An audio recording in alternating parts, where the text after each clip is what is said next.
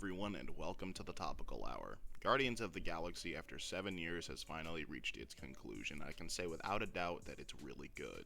So off the bat, no, it did not fail. It definitely serves well as a final conclusion to these characters, and while they're obviously very different from an Avengers team, we've grown to appreciate them in the same way, even if we've not gotten as much time with them. And honestly, the last few times I've seen superhero media, I've been getting an itch for something that I couldn't identify, but now I know that it's for team movies. It's been so long since we've had a movie where it's a team of superheroes who actually like each other. I love the Suicide Squad as much as the next person, but they all hate each other for most of the movie and half of them die. Infinity War had like 4 different teams throughout the movie, most of which had people who didn't like each other working together, and Endgame only really had the unified team at the end. Zack Snyder's Justice League was obviously a rare exception to this. But finally, we have a team of people who love and support each other, who have cool team-up moves, and where the stakes are based on their love of each other, and not really the entire galaxy. If you're thinking about seeing this movie, don't do it for the surprises this movie will give you. Do it to see these characters being true to what we've seen the last 2 movies. But with that, I'm gonna end the non-spoiler section and jump into the real talks, so leave now if you haven't seen it. I'm serious. So, now we've gotten into the spoiler section, I think it's important to address that this movie is not really darker than the others. I saw some people saying that this one is less so for kids than the last one, and I think people haven't watched those movies in a while. Ronan the Accuser twisted someone's head backwards with his giant hammer, and we saw a man get thrown in space and die in real time in the last movie. This movie isn't necessarily darker or more brutal, it's just a little more tragic. It's unafraid to allow characters to die for the sake of the story and not give them little death moments or last words. It's a bit more point blank, especially in the case of Rocket's friends, in the case of the civilians of Counter-Earth and the High Priestess. But as for the characters themselves, they're all pretty much perfect. Starting with Gamora, I actually really appreciate that her and Star-Lord just become friends towards the end.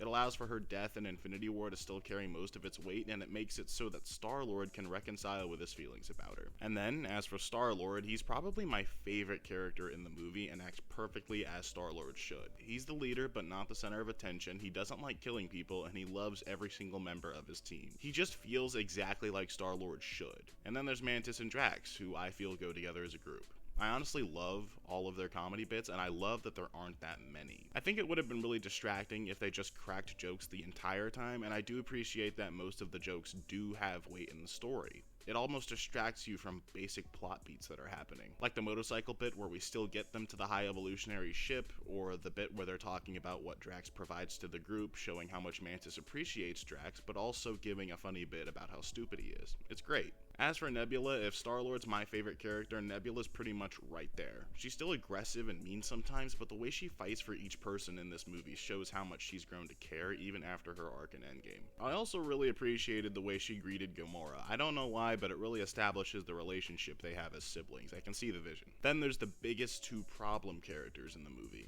In fact, they represent everything wrong with the movie. Cosmo and Kraglin. I know they were in the holiday special, but these 2 were criminally underused in this movie, and I don't think an additional 5 minutes of screen time is too much to ask for these 2. As for my problems with the movie in general, it's literally that there's not enough of it. I can't really name you many things that Groot, Cosmo, or Kraglin did in the movie, and I don't know if it's a flaw so much as I just really wanted more of them. Speaking of Groot though, while I do know he doesn't do a metric ton throughout the movie, if you really pay attention, I actually think they get a lot across with the little you see of him. The way he cares for Rocket and constantly puts himself on the line for the team, and even the way that he's a pilot for some reason now, it's all good. And then obviously, there's Rocket himself. I'm a little bit torn on Rocket. On the one hand, every single bit of character development he has is great. Every scene involving him is great. From the way he cared for his experiment friends and tried to avenge them, to the Chekhov's gravity boots when defeating the High Evolutionary. But on the other hand, most of the Rocket that we get in this movie is through flashback, and while it adds to his character, it still leaves us feeling a little bit Rocket deprived in the long run. It's a little bit sad, seeing as this might possibly be his last outing in the MCU. That said, when I heard that this was a very Rocket-oriented movie, I was a little annoyed. I felt like we got a lot from him in Guardians 1 and 2 and Infinity War and Endgame, and I wondered what more we could get without taking away from the other characters. Well, we got more. And I think the giddiness you get while watching this movie mostly comes from Rocket. As for the villains, I really liked Adam Warlock. There's not even really that much to say, I just enjoyed every scene he was in, he didn't steal the show, and he was just an overall great addition with an overall great performance. The High Evolutionary, however, is a mixed bag. I think he feels pretty generic in terms of his character, and he falls into the James Gunn trap of all I see is the character from Peacemaker, so it makes it a bit harder to hate him, I suppose. And speaking of James Gunn actors, maybe just look at the cast of Suicide Squad and Peacemaker before you watch this movie. You'll have a fun time just seeing them around the movie. But with all the characters addressed, we can get back to the movie as a whole. The action is really, really good. Every single action set piece is solid, if not really good.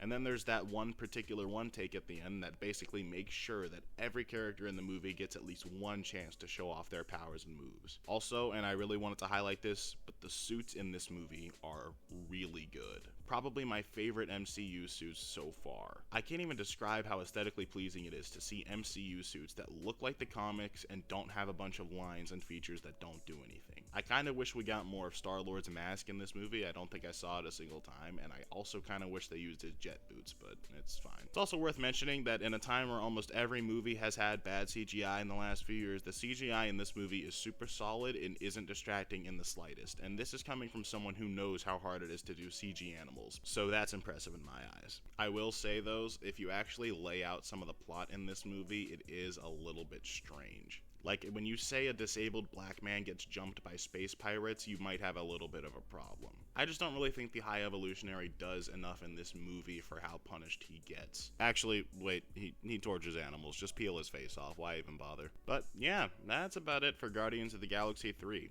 I was going into it with tempered expectations, and I came out of it pleasantly surprised. And like I say with all things that are really good, even if you've never seen it and just listen to me spoil it all, it's still worth seeing. Nothing I say could replicate the magic of the relationships between the characters on screen. Truly amazing, and for the number score, I'll give it an 8.5 out of 10. It's just really good. Not perfect, the villain was a little weak, and we could have had just a few more minutes on the runtime to maybe flesh out the villain, or Kraglin and Cosmo and Groot a little bit more, but it's still just an incredible experience. Definitely did not fail, and if you enjoyed the video, please make sure to leave a like and subscribe so you don't miss the next one. I'd really appreciate it. Or not, that's fine. Play nice, people.